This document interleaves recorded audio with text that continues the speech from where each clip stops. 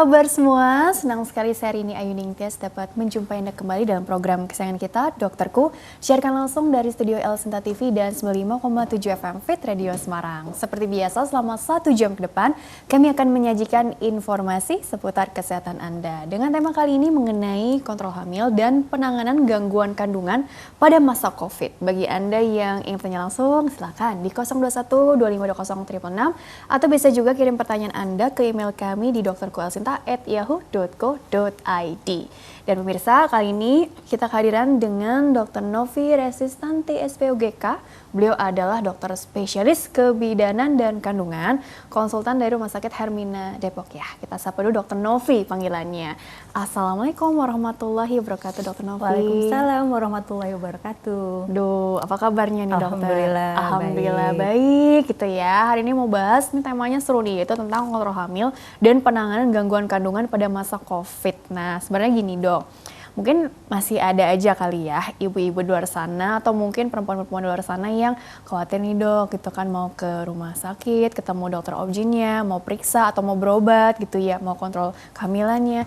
Agak-agak cemas, khawatir karena di tengah pandemi gitu ya. Walaupun kan udah ada protokol kesehatan, tapi nggak menutup kemungkinan juga ini masih agak sedikit was-was juga sih dok gitu. Makanya ini tema ini sengaja diangkat ya dok ya. Atau mungkin ada alasan tersendiri dok, mungkin ada perubahan hal yang seperti apa nih yang perlu kita ketahui sehingga butuh persiapan khusus barangkali. Iya benar, kewaspadaan itu perlu ya. Dan alhamdulillah sih pemerintah kita sudah menetapkan panduan-panduan kesehatan apa supaya aman buat tenaga kesehatan, kemudian buat ibu hamil, buat wanita yang mengalami keluhan kandungan, sehingga itu menjadi suatu kelebihan yang harus kita pertahankan bahkan kita tingkatkan.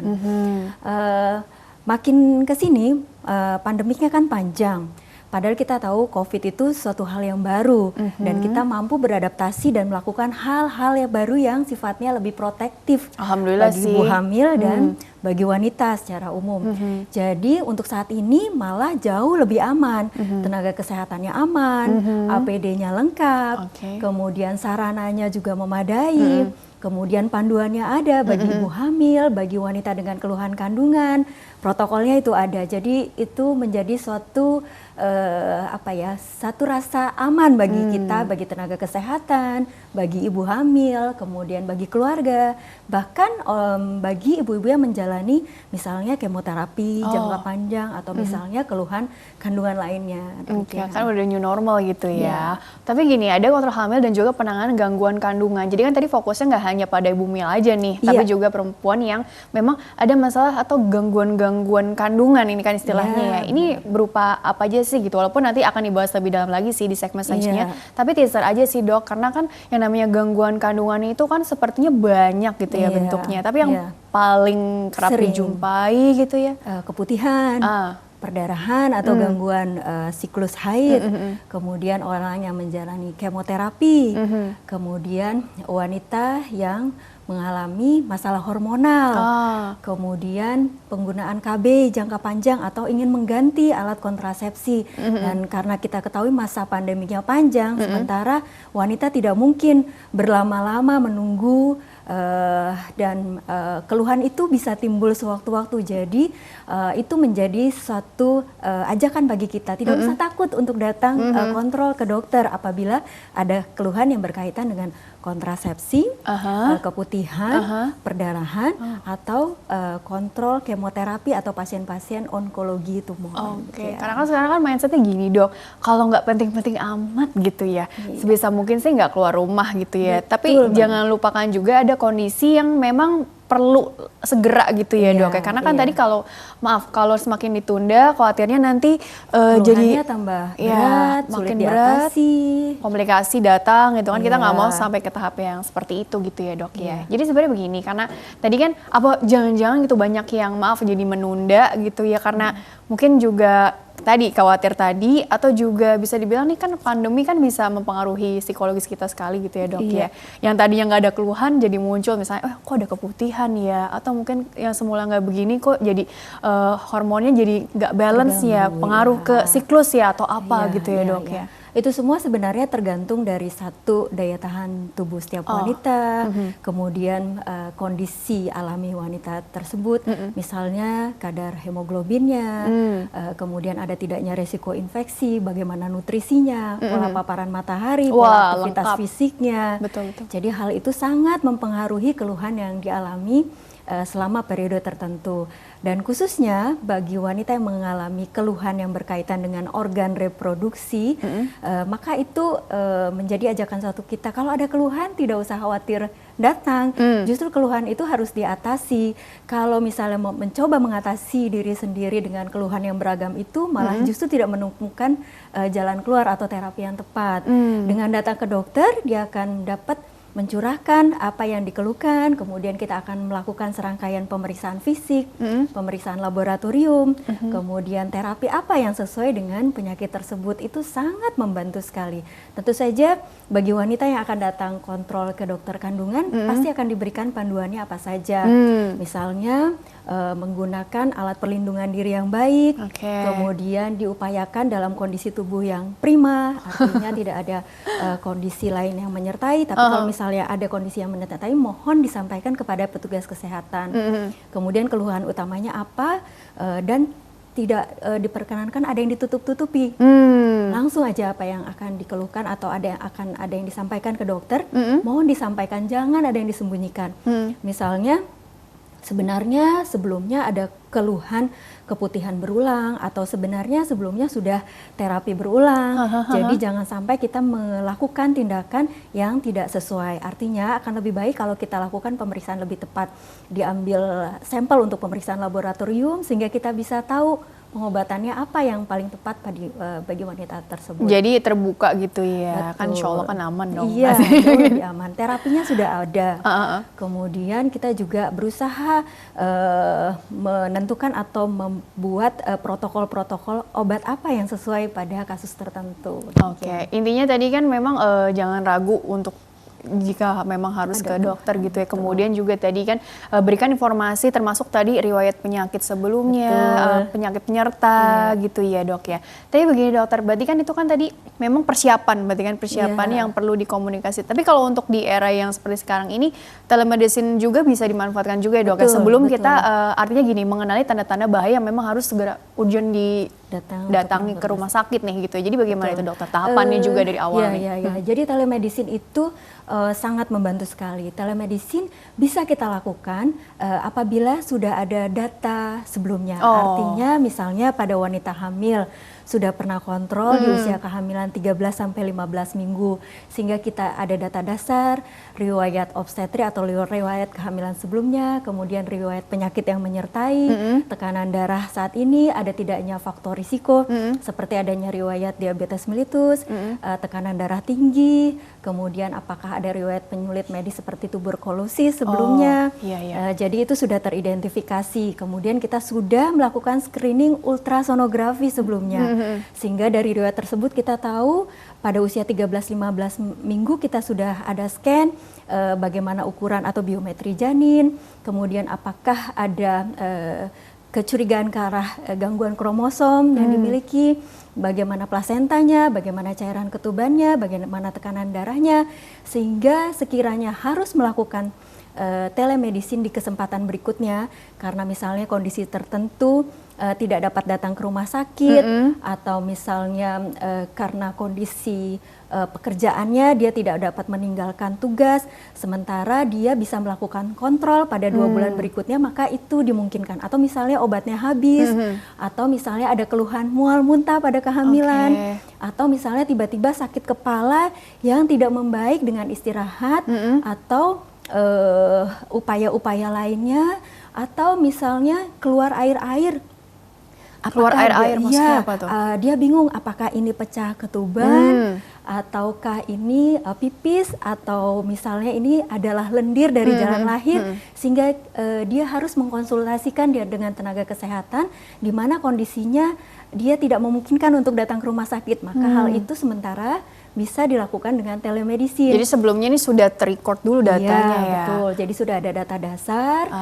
Dengan telemedicine itu sangat kan bisa dimanfaatkan sekali. Ya di tengah pandemi ya. Sekiranya ibu tersebut kita lihat dari kondisi tubuhnya, oh ternyata kondisi umumnya lemah atau turun, kemudian tampak mual muntahnya hebat, atau diketahui ada riwayat tekanan darah tinggi, tentu saja telemedicine itu membantu mengarahkan, Bu, Ibu sebaiknya datang melalui unit gawat darurat untuk dilakukan pemeriksaan dan identifikasi awal, kemudian penanganan awal. Atau misalnya Ibu dapat datang langsung ke ruang kamar bersalin karena kondisi sudah keluar lendir darah. Jadi hal-hal itu sangat membantu mengarahkan ibu-ibu agar tidak khawatir untuk mencurahkan apa yang dirasakan, dan kemudian ada pemecahannya. Jadi semua itu sangat membantu dalam koridor etik secara medis seperti Kalaupun itu. pasien baru dengan protokol kesehatan ya dok, ya datang untuk pertama kali kan wawancara dulu segala macam untuk didata dulu ya. Betul, kita sebut anamnesis, kemudian ada data dasarnya, itu sangat diperlukan. Jadi memang diharapkan ada data dasar terdahulu. Tetapi memang kiranya data dasar belum ada, kemudian lokasinya terjangkau, dan kita bisa mengarahkan pasien untuk dibantu diantar ke rumah sakit, itu pun menjadi suatu pemecahan atau solusi yang terbaik ya bagi hal tersebut. Tapi berarti apakah mesti menjalankan istilahnya rapid test dulu atau swab test dulu, termasuk yang pengantarnya juga, atau memang ini hanya khusus untuk bumil aja nih yang memang mau persalinan gitu ya. Jadi kalau untuk kontrol secara umum atau tadi pemeriksaan kandungan pada perempuan pada umumnya gitu bagaimana dok? Jadi alhamdulillah sampai saat ini dan bahkan saat ini di setiap rumah sakit sudah ada protokol yang berlaku. Jadi di area terdepan atau screening 1 itu sudah ada petugas yang melakukan identifikasi suhu, kemudian pendataan awal, apakah ada riwayat terpapar atau kontak erat dengan yang dicurigai terinfeksi, kemudian apakah ada risiko begitu, sehingga bisa diketahui alur, biasanya ditempel stiker apakah dia hijau atau kuning atau merah. Udah Hijau difilter itu, dari awal dulu ya, disaring dulu. Nah, setelah filter yang pertama berjalan demikian, berlanjut ke filter yang kedua. Filter yang kedua sebenarnya untuk mengidentifikasi apakah ini kelompok yang bisa benar-benar dimasukkan ke zona hijau atau sebenarnya ini masih dalam kelompok OTG. Jadi orang tanpa gejala gitu ya. Iya, OTG atau PDP. Jadi OTG itu tanpa gejala klinis, memang dari anamnesis tidak ada. Ternyata dia seperti saya misalnya, memang petugas kesehatan, tentu saja kemungkinan besar dalam kelompok OTG. Kemudian setelah penyaring kedua aman, bisa dia lanjut datang ke poliklinik. Nah, sebagian besar memang yang datang ke poliklinik sudah disaring sedemikian rupa untuk dapat menjalani pemeriksaan dengan aman dan nyaman. Artinya itu aman buat ibu, kehamilannya, dan bagi pasien-pasien lain. Jadi tidak usah khawatir, dalam satu ruangan pun dilakukan pola atau perilaku yang aman untuk pengaturan jarak, kemudian alur kedatangannya, kemudian ruangannya, kebersihannya, kemudian juga sarana yang memadai, tindakan A dan antiseptik, kemudian juga kita memberi contoh dan menyemangati ibu-ibu, ini loh protokol yang saat ini berlaku sekarang, jadi tidak usah khawatir akan terpapar atau bahkan aduh saya pulang dari dokter nih jangan-jangan tadinya nggak ada jadi ada ya penyakitnya.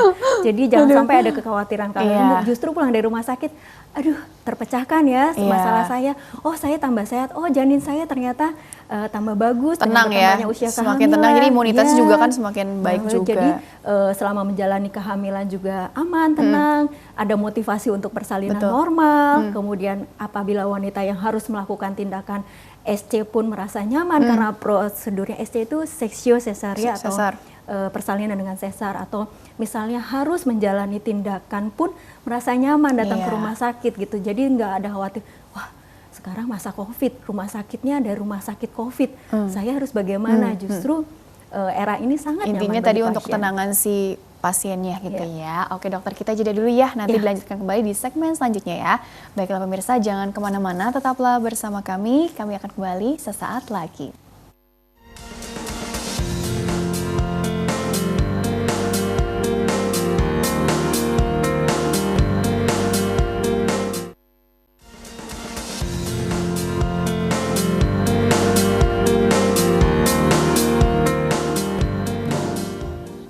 Ya pemirsa, terima kasih Anda masih bersama kami di program Dokterku, masih membahas mengenai kontrol hamil dan penanganan gangguan kandungan pada masa COVID bersama dengan Dr. Novi Resistanti SPOGK, dokter spesialis kebidanan dan kandungan konsultan di Rumah Sakit Hermina Depok ya. Dr. Novi, lanjutkan kembali ya. Jadi langsung aja kalau gitu slide-nya satu persatu ditampilkan ya. Karena, nah ini sebenarnya keluhan atau kondisi yang sering dialami pada kehamilan. Walaupun mungkin ini tergantung dari bawaan masing-masing sih, kata ibu-ibu gitu kan. Ada yang, oh kok dia kuat-kuat aja, ada yang baru ada keluhan sedikit langsung nggak nyaman gitu ya. Jadi sebenarnya, tapi secara umum nih dok, ini keluhan yang memang katakanlah paling sering dijumpai atau yang paling mengkhawatirkan atau paling apa sehingga ada muncul semua nih di slide ini dokter. Iya, jadi gini, Pokja atau kelompok kerja di perhimpunan memang pada awal masa COVID itu menganjurkan kalau tidak ada kondisi yang mendesak, jangan ke mana-mana dulu atau membatasi diri. Kalau bisa. Tetapi dengan berkembangnya waktu dan prosedur keamanan makin maju, kita tahu bahwa bagi wanita hamil tentu saja ada beberapa yang menyertai kondisi tertentu yang menyertai misalnya nyeri perut pada kehamilan, mual muntah pada kehamilan, riwayat keguguran berulang, kemudian usia ibu lebih dari 35 tahun, atau riwayat hipertensi dalam kehamilan, kemudian plasenta previa atau ari-ari yang menutupi jalan lahir, atau riwayat kehamilan sebelumnya dengan seksio sesaria. Tentu saja itu hal yang harus dikonsultasikan ke dokter. Maka keluhan-keluhan tersebut memang nyata sering dialami pada kehamilan dan itu diperkenankan ibu-ibu untuk datang ke fasilitas pelayanan kesehatan. Jadi ada faktor ibunya dan faktor janinnya sendiri ya, riwayat sebelumnya dan lain-lain. Bahkan tadi termasuk ke usia ibunya, usia kehamilannya. Jadi seringkali kalau misalnya sebelum kehamilan dia belum pernah memeriksakan diri, seringkali dia datang di trimester pertama. Akan lebih bagus tentu saja yang tidak ada keluhan, artinya kita bisa mengidentifikasi dengan hati-hati apa yang harus kita waspadai, kemudian apa yang harus dilaksanakan dalam menjamin supaya nanti sampai persalinannya itu tidak ada kendala. Tetapi tentu saja seringkali yang datang ke dokter kandungan itu tentu saja ibu-ibu dengan permasalahan, misalnya kehamilan dengan ibunya riwayat tuberkulosis, kemudian ibu dengan penyakit diabetes mellitus itu yang sering, atau misalnya ibu dengan tifoid atau ibu dengan gangguan tiroid, itu hal-hal yang bahkan sering muncul, atau misalnya ibu dengan riwayat gangguan autoimun yang sering pada kehamilan menimbulkan komplikasi hipertensi dalam kehamilan, atau misalnya gangguan pertumbuhan janin, dan itu menjadi suatu kewaspadaan bagi kami untuk memberi batasan pemeriksaan. Seringkali ibu-ibu datang ke dokter itu ada ketidaknyamanan atau ketakutan ketika misalnya prosedur kita sebut teropong atau melihat bagaimana kondisi jalan lahir dari bawah, atau melakukan identifikasi, melakukan pemeriksaan USG transvaginal, atau melakukan pemeriksaan USG dengan detail. Itu yang harus dimotivasi pada ibu hamil, tidak usah takut. Justru hal-hal tersebut, hal yang detail akan membawa kelengkapan data sehingga diagnostiknya lebih tepat. Kemudian panduannya, oh ya ini kondisinya aman buat trimester pertama, kondisi janinnya bagus, kondisi ibunya bagus, masalah-masalah yang medis bisa diatasi sehingga bisa kontrol di bulan berikutnya. Artinya di trimester pertama itu sebenarnya penting untuk scanning USG. Scan ultrasonografi dasar itu sangat membantu mengidentifikasi ada tidaknya kelainan morfologi atau kelainan anatomi janin, bagaimana ari-arinya, apakah dia tunggal atau kembar, kemudian bagaimana cairan ketubannya, kemudian apakah ada potensi gangguan pertumbuhan janin yang berkaitan dengan nutrisi ibu, aliran darah.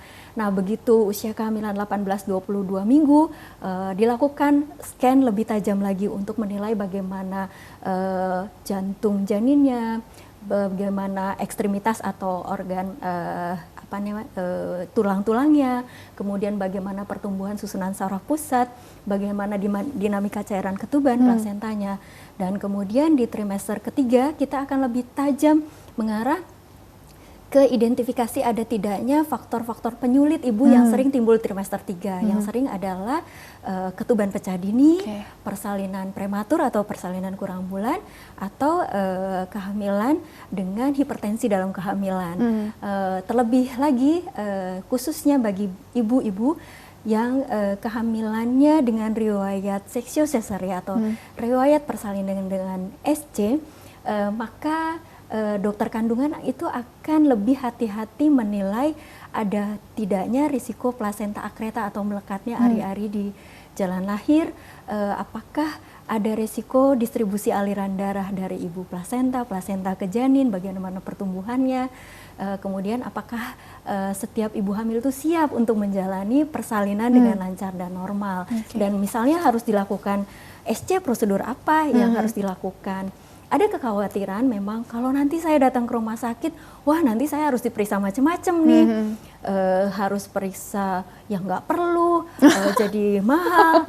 Padahal tidak seperti itu. Justru dengan pemeriksaan rutin ke dokter akan menjamin ibu itu akan lebih aman. Jadi paling nggak berapa kali USG gitu dalam pembagian trimester ini? Bagaimana dok?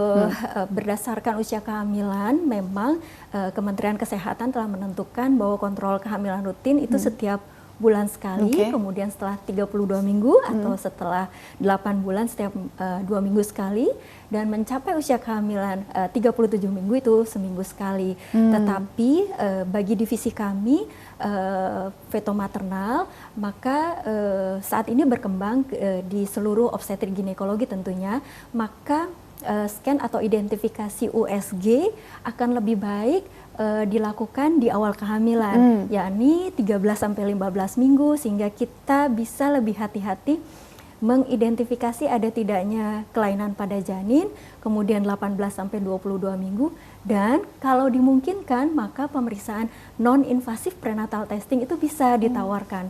Misalnya pada kasus atau riwayat kehamilan sebelumnya dengan kelainan kongenital, ibu hamil dengan usia di atas 35 tahun, ibu hamil dengan penyulit medis ibu lainnya yang memerlukan identifikasi menyingkirkan kecurigaan kelainan kromosom pada janin, demikian.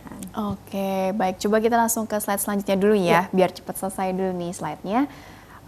Nah, ini gangguan haid, nyeri perut bawah, keputihan, kontrasepsi. Ini yang dalam terapi hormonal jangka panjang, tumor kandungan jinak. Oh, sampai kita bahas ke tumor juga ya dok ya. Jinak, ganas, dan juga pasien dalam perawatan kemoterapi atau radiasi yang tadi sudah dokter paparkan sebelumnya ya. Mungkin next aja dulu ya, biar cepat.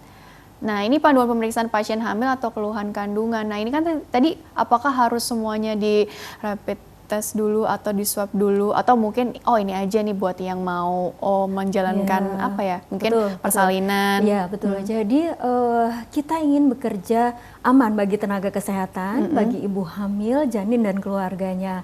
Artinya kita bekerja di rumah sakit ada area-areanya. Untuk prosedur ruang tindakan memang kita menggunakan APD level 3 dan untuk pasien akan kita anjurkan melakukan serangkaian pemeriksaan, di antaranya hematologi rutin.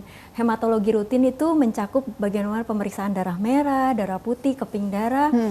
Minimal kita bisa mengidentifikasi ada tidaknya risiko infeksi yang berlaku secara sistemik atau di tubuh ibunya. Resiko apakah infeksi, itu potensi infeksi bakteri atau virus. Nah, akan lebih tajam lagi kalau kita bisa melakukan identifikasi pemeriksaan rapid IgM, IgG terhadap SARS-CoV virus. Itu sangat membantu sekali karena kita bisa menilai reaksi antibodi yang ditimbulkan. Tetapi memang itu lebih menggambarkan apakah dia pernah terpapar dalam jangka waktu 12 sampai 14 minggu, 12 sampai 14 hari, dan kita bisa menilai apakah dia terpaparnya baru atau ada riwayat. Artinya kita ingin mengidentifikasi lebih dalam apakah dia berpotensi menularkan saat ini. Apakah dia beresiko saat ini, maka kita menganjurkan melakukan pemeriksaan PCR swab. Pemeriksaan PCR swab itu menjadi baku emas saat ini, karena dengan PCR swab itu kita bisa mengidentifikasi nukleik asid dari selaput lendir di nasofaring dan orofaring, batang kerongkong dan tenggorok, sehingga kita lebih pasti mengidentifikasi ada nggak risiko menularkan pada saat itu. Sehingga kalau misalnya kita bisa melakukan identifikasi dengan sebaik-baiknya, kita bisa meminimalisir penggunaan APD yang tidak diperlukan. Kita tidak harus menggunakan APD level 3 pada yang PCR-nya negatif, IgM, IgG-nya non-reaktif, kemudian hasil hematologinya bagus. Artinya kita akan lebih berkualitas pelayanan kesehatannya bagi ibu hamil dan melahirkan. Khususnya bagi ibu yang akan melahirkan atau akan menjalani prosedur yang dianjurkan adalah kuretase, kemudian prosedur sirkulase. Sirkulase itu pengikatan jalan lahir pada yang risiko keguguran berulang.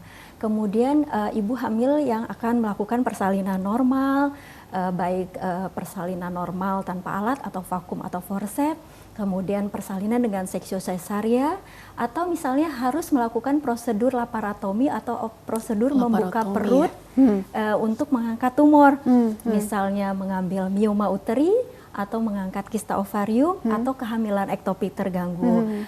Itu menjadi suatu prosedur yang dianjurkan. Pasti di setiap rumah sakit tentulah ada panduan-panduannya, sebaiknya apa yang dilakukan.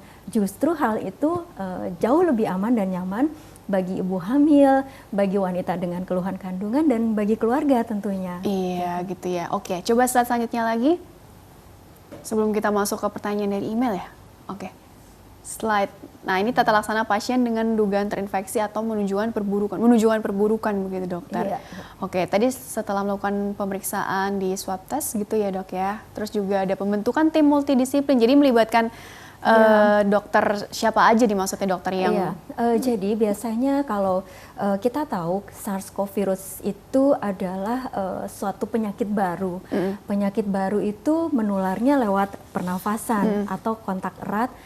Kemudian kita terkena konjungtiva atau kelenjar mata, hidung, mulut, dan kemudian paparannya itu di saluran nafas, kemudian ke paru-paru, kemudian kita tahu juga ke pembuluh darah, dan juga ada resiko transmisi vertikal ke janin. Tentu saja dampaknya itu ke seluruh organ. Artinya seringkali kita memang melakukan tindakan atau tata laksana bersama atau multidisiplin. Bagi yang sudah jatuh ke perburukan, biasanya gagal nafas atau kesadaran menurun, biasanya kami tangani bersama dengan konsultan anestesi. Biasanya beliau akan menangani kedaruratan di ruang ICU, dan kemudian juga untuk paru, karena sejawat paru itu sangat menguasai bagaimana penanganan sekiranya manifestasi klinis utamanya itu mengenai organ paru. Kemudian kita juga lakukan multidisiplin dengan penyakit dalam, karena COVID ini multi organ failure. Jadi gejala klinisnya bukan hanya di pernafasan, tapi juga di organ lain, di jantung, pembuluh darah, susunan saraf pusat. Jadi tergantung organ mana yang terdampak, itu kami lakukan intervensi atau multidisiplin protokol pengelolaan bersama.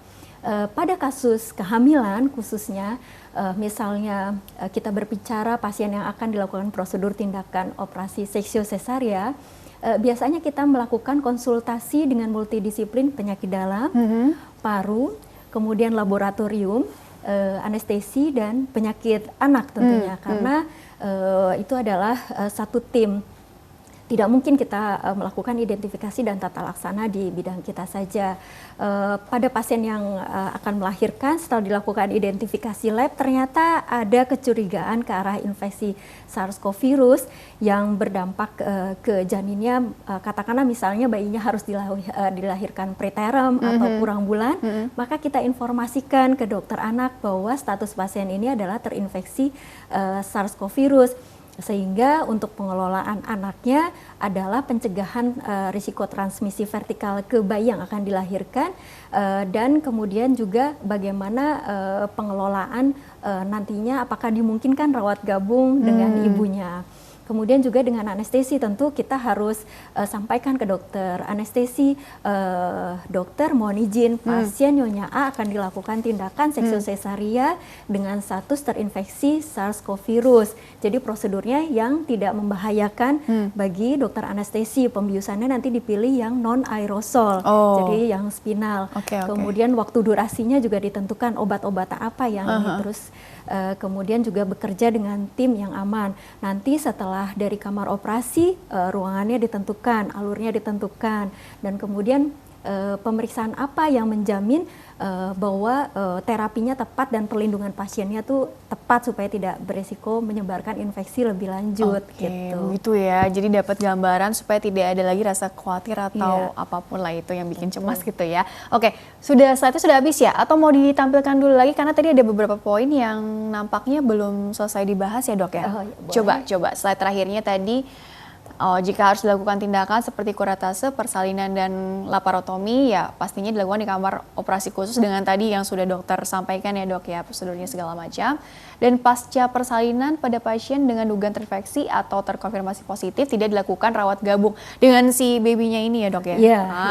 Rawat jalan mengikuti protokol isolasi diri selama 14 hari. Itu memang udah terinfeksi, betul. Iya, kalau terinfeksi itu udah standarnya seperti itu begitu ya. Baru nanti baru bisa dipertemukan dengan babynya atau apa? Makanya tadi kan ada prosedur keselamatan itu dijalani. Kalau sekiranya memang sudah negatif dan sudah aman, tentu saya akan dibantu. Kan pastinya mau IMD atau apa, makanya tadi ada konsul ke dokter spesialis anaknya juga yang terlibat dalam satu tim itu gitu ya, maksudnya seperti itu. Oke, kita masuk ke pertanyaan dari email dulu ya, karena ini pertanyaan dari email ini juga cukup panjang, dokter bisa beri tanggapan ya satu persatu ya. Bagi pemirsa yang ingin bertanya, silakan kirim saja pertanyaan ke email kami di drkuelsinta@yahoo.co.id, format lengkapnya di bawah ini, nama, usia Anda, serta tempat tinggalnya. Baik. Pertanyaan pertama ini dari Ibu Elia, usianya 41 tahun dari Jati Asih, Bekasi Selatan. Dokter, saya mau tanya tentang hipertensi. Sebelum kehamilan saya sudah ada hipertensi ya. Jadi lalu saat hamil tensi saya naik hingga 200/110. Hingga saya harus sesar, Dok, di usia 30 minggu dan bayi saya meninggal setelah 4 hari bertahan. Oke, turut berduka ya. Yang ingin saya tanyakan, apakah hipertensi sebelum kehamilan ini yang menjadi pemicu, men-trigger preeklamsianya ini, atau mungkin ada faktor lain yang nanti bisa kita gali bersama ya, Dok ya, atau dokter lebih jelasnya nanti seperti apa? Apakah preeklamsi ini akan berulang pada kehamilan selanjutnya dan bagaimana cara pencegahannya? Bisa dicegah? Jadi sebenarnya daftar masalahnya banyak ya pasien Nyonya Elia. Jadi coba ada satu persatu, Dok. Usia di atas 35 tahun, kemudian hipertensi dalam kehamilan atau kita menyebutnya dengan preeklamsia atau keracunan kehamilan. Kemudian riwayat persalinannya preterm atau kurang dari 37 minggu. 30 minggu tadi. 30 minggu. Kemudian bayinya meninggal. Artinya tentu saja untuk kehamilan berikutnya harus dipersiapkan. Yang menjadi suatu permasalahan utama adalah preeklamsia. Preeklamsia adalah tekanan darah tinggi setelah usia kehamilan 20 minggu, di mana tekanan darahnya lebih sama dengan 140/90 mm air raksa dan bisa disertai dengan gangguan ibu dan atau janinnya. Ibunya bisa gangguan liver, gangguan ginjal, gangguan susunan saraf pusat, kejang, koma. Kemudian bayinya juga bisa gangguan pertumbuhan janin, bisa ari-ari lepas atau kita menyebutnya solusio plasenta, atau bisa dilahirkan sebelum waktunya. Sehingga memang preeklamsi sampai saat ini menjadi suatu permasalahan besar dan utama di dunia dan di Indonesia. Karena dampaknya dua, bisa ke ibu sama ke janinnya. Menjadi suatu tugas kita dan menjadi suatu keinginan kita untuk memotivasi apa nih berikutnya yang harus dilakukan. Tentu saja jika ada riwayat hipertensi sebelumnya akan menjadi scoring bahwa ini ada risiko riwayat sebelumnya dengan kehamilan, hipertensi dalam kehamilan. Artinya dianjurkan sebelum hamil itu dikendalikan dulu tekanan darah atau misalnya ada faktor-faktor penyakit penyertanya diatasi dulu. Misalnya gangguan autoimun, infeksi, kemudian penyakit tiroid, diabetes itu diatasi dikelola dulu itu ya. Sehingga kalau hamil itu bisa lebih dikendalikan. Tetapi misalnya sudah datang terlanjur hamil, maka kita harus selesaikan, artinya kita harus terapi diurai satu persatu semua. Yang berkaitan dengan kondisi ibu, ternyata tekanan darah tingginya bisa dikendalikan dengan obat-obatan yang sudah ditentukan oleh kelompok kerja Perhimpunan Obstetri Ginekologi. Kemudian juga bagi kehamilannya kita perlu pencegahan atau kewaspadaan terhadap risiko keguguran, risiko preterm, risiko kematian janin, dan kita ingin termonitor semua, baik kondisi ibu atau kondisi janin. Kondisi ibu kita lakukan pemantauan bagaimana sih peningkatan berat badan selama kehamilan, dianjurkan sesuai dengan indeks masa tubuh sebelum hamil, kemudian bagaimana tekanan darah, pengendaliannya, bagaimana nutrisinya, kemudian bagaimana pola minumnya, bagaimana pola aktivitas fisiknya, bagaimana kecukupan akan asam folat, vitamin D3, kalsium. Hal itu menjadi suatu hal detail yang harus kita perhatikan atau kita motivasi ke ibunya untuk diwaspadai.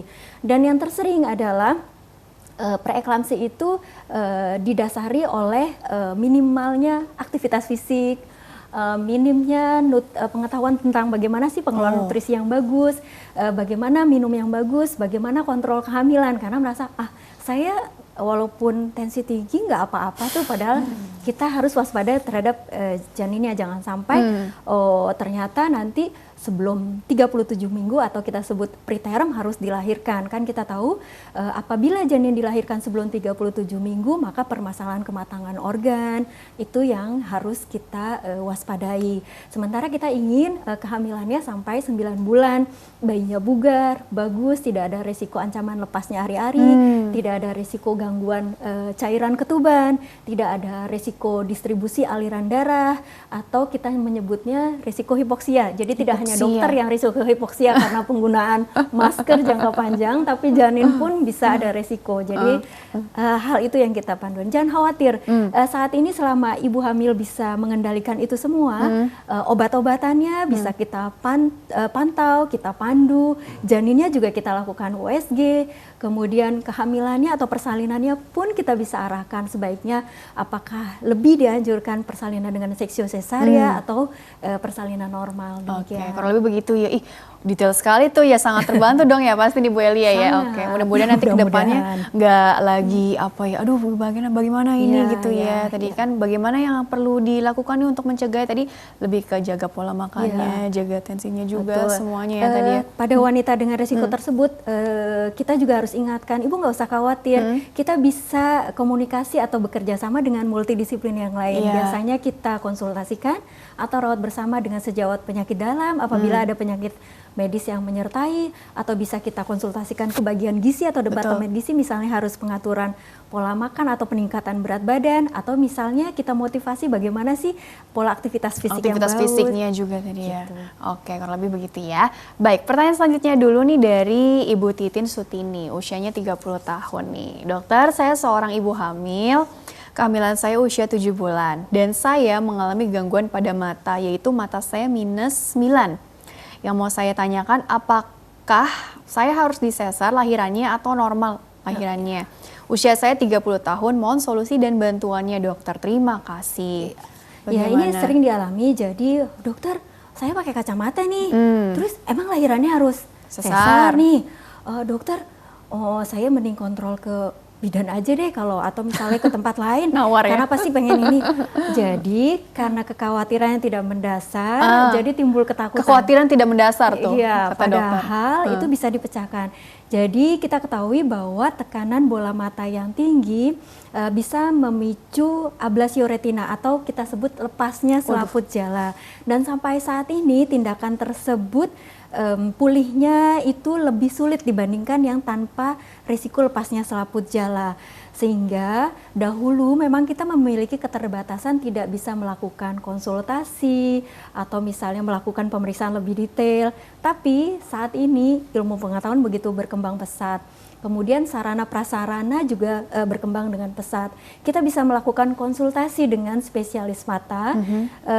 Biasanya rata-rata bisa sebelum kehamilan atau menginjak usia kehamilan 34 minggu, sejawat mata itu akan melakukan identifikasi bagaimana tekanan bola mata, bagaimana selaput jalannya, kemudian dengan tekanan tertentu, misalnya persalinan, apakah berisiko nanti untuk persalinan, kemudian nanti akan ditempatkan ke resiko bagaimana selama kehamilan, atau misalnya ada tidaknya penyakit penyerta lainnya yang kira-kira memperberat atau berisiko terhadap tekanan bola mata yang berdampak pada lepasnya selaput jala.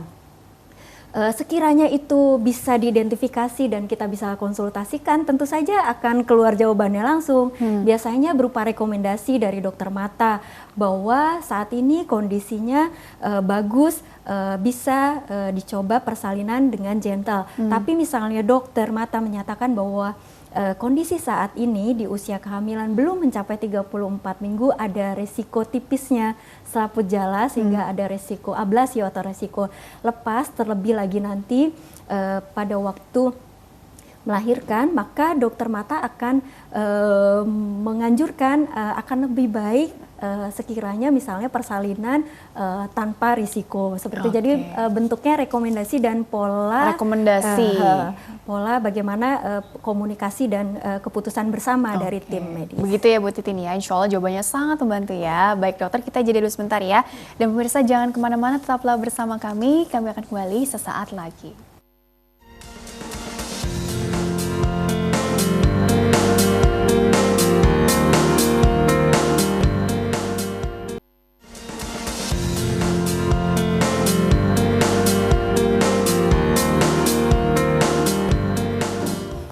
Ya pemirsa, terima kasih Anda masih bersama kami di program Dokterku, masih bersama dengan Dr. Novi Resistanti, SPOGK, dokter spesialis kebidanan dan kandungan, konsultan dari Rumah Sakit Hermina Depok, masih membahas mengenai kontrol hamil dan penanganan gangguan kandungan pada masa COVID-19 ya. Dr. Novi dilanjutkan kembali ya, jadi kan di segmen terakhir sebelum ke closing statement, kalau begitu aku mau nanya nih, karena ini kan tadi fokusnya lebih ke bumil dan katakanlah nih perempuan usia yang memang aktif gitu ya dok ya secara seksual, yang mau merencanakan gitu ya, mau merencanakan program hamilannya gitu ya kan, insya Allah supaya nanti bisa lahirkan generasi yang berkualitas gitu ya, mudah-mudahan ya. Iya, apa yang perlu diperhatikan dok? Apakah mungkin memang lebih ke pola makannya, atau apalagi tengah pandemi lagi banyak pikiran misalnya dok, supaya lebih rileks, lebih tenang secara psikisnya juga seperti apa itu dokter, biar happy gitu. Intinya sih sebenarnya ingin lebih membangkitkan rasa optimis setiap wanita usia reproduksi. Pada intinya kita harus sehat. Jadi sehat, pikiran kita sehat, kemudian berpikir jernih, indeks massa tubuh terjaga. Kita bisa mudah menghitungnya dengan satuan indeks massa tubuh. Ideal ya dok ya?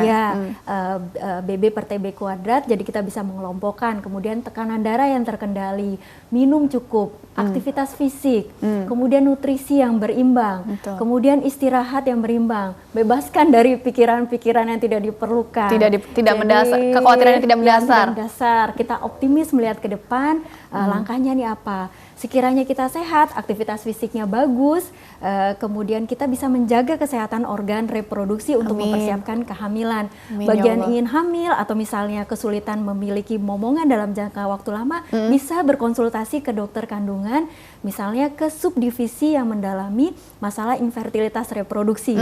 Bagi yang memiliki gangguan keluhan organ reproduksi, apakah keputihan, gangguan perdarahan, gangguan pola haid, atau konsultasi masalah kontrasepsi atau kewanitaan, ataukah hubungannya dengan suami, maka bisa datang ke dokter spesialis obstetri, ginekologi, atau subspesialis yang diinginkan. Atau bagi wanita yang memiliki keluhan tumor atau benjolan, sekiranya memang harus melakukan kemoterapi, radiasi, atau misalnya konsultasi jangka panjang yang berjangka, misalnya pendembalan dinding rahim, polikistik ovarii, atau misalnya mioma uteri, karsinoma atau keganasan, bisa datang ke dokter spesialis obstetrik ginekologi atau subspesialis onkologi yang ditujunya. Bagi wanita yang sudah hamil, misalnya katakanlah masa pandemi, kata pemerintah membatasi diri, justru kita ingin setiap wanita hamil diharapkan sehat. Apabila datang, sebaiknya datang di trimester pertama, kedua, ketiga, kemudian apabila ada keluhan yang berkaitan dengan mual muntah, gangguan perdarahan, nyeri perut bagian bawah, keguguran berulang, atau hipertensi dalam kehamilan, atau misalnya tidak merasakan gerakan janin atau gerakan janin berkurang, atau rasanya tiap gerakan janin itu dirasakan nyeri atau berbeda, cepatlah datang ke rumah sakit, tidak usah takut.